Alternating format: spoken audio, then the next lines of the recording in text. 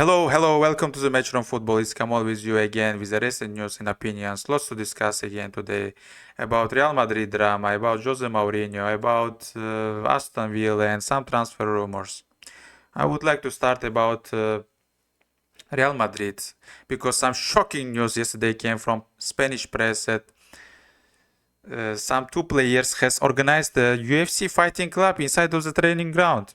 So what happened? Orient Tchouameni has punched his teammate Federico Valverde after the training session inside of the dressing room. So because of that, Valverde had to go to the hospital, and it's not quite, let's say, beautiful situation. And it will. Real Madrid has opened the internal investigation regarding the situation. However, Federico Valverde has published the official announcement about the situation that it is not too much a big problem, that he press media has exaggerated the situation. Even if there is a small incident, they are blowing and doing it much more bigger. So of course they will. They need more attention. It will generate them more money. So, but if we compare the media now and some 20 years ago or 30 years ago, let's say, we could mention about the Roy Keane situation against, let's say, like similar situation against Peter Schmeichel when Peter Schmeichel punched him. And recently, some years ago, he in a comic manner, by joke, has told about it. But right now we are knowing this kind of information after the let's say 1 or 2 hours. From my experience, from the experience what I have seen in the football, most probably one of the players who did it gonna leave the club, and most probably it could be Orient Tchouameni, because we could see the similar situation recently in Bayern Munich when Sadio Mane had this kind of incident with Leroy Sané or with Lacazette in Arsenal. So this gonna happen also with Tchouameni, in my opinion, and he most probably in this upcoming transfer window gonna leave and go to Manchester United, maybe, because he was linked with the club and the club is looking for the midfielder and he can be open to go also. Real Madrid can cash in. So there is a big chance that he gonna leave the club in the upcoming transfer window. And also I could mention that it will be big miss because both of the players will not play in the upcoming El Clasico against Barcelona. And as they are important players for the team, it can be like a decisive moment.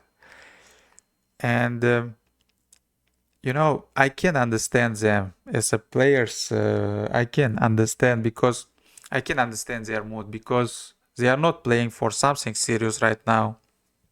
And there is a big pressure every time. There is a big pressure on Real Madrid players or Barcelona players or Bayern Munich, let's say, to have a big results. When they are not winning, the pressure will come. Also, we could say about it, about Kylian Mbappé. There is a shocking news that more than 40 million people has voted Kylian Mbappé to be sold in upcoming summer transfer window. It's unbelievable because he's a good player. He's a great player, let's say. He's scoring a lot of goals. He's running. He's not too much old to leave the club, and he has ambition to win a lot of trophies, a lot of things with the club. But people are treating him in this kind of manner. I cannot honestly understand this. It's a big disrespect to the player, in my opinion. And with the coach situation, it's like You know, they don't have a permanent coach right now, and there is a very, toxic atmosphere there. And according to some information, statistical information, Jose Mourinho most probably gonna come to the club. He will come back, but will it help? Will he deal with this all this negative energy around the club? Is an open question because, of course, we know that Jose Mourinho was one of the best coaches in the world when in his prime, when it was in his prime. But the generation has changed, and he's struggling with this new generation, let's say, a new generation of the players. In the last 10 years, he didn't win something serious. But I'm sure that he will bring more attention to the Real Madrid, more attention to the Spanish league, and maybe it can generate more income in that sense. But let's see, will he change the situation in a good way? And also, what I want to discuss is what I want to tell is about the Aston Villa game against Nottingham Forest when they played in the semi-final of Europe League, and Aston Villa was incredible. They won 4-0 in aggregate, 4-1, and they are going to the final of the Europe League, and their opponent will be Freiburg from Germany, and it will be sixth final for Unai Emery in Europe League. He has amazing statistics in this competition, and a big applause to John McGinn, their captain who showed impressive performance in his age. He was like full of energy, everywhere running, so aggressive. He scored 2 goals, and he just was a great leader for the team, and big applause for that. And in my opinion, most probably Aston Villa gonna win this trophy.